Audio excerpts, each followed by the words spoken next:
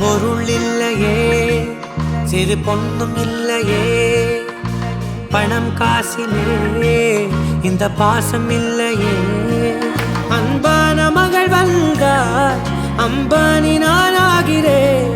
இந்த இன்ப மகாராஜ பெற்ற புது ரோஜா எலிசபெத் ராணியின் பேத்தியே.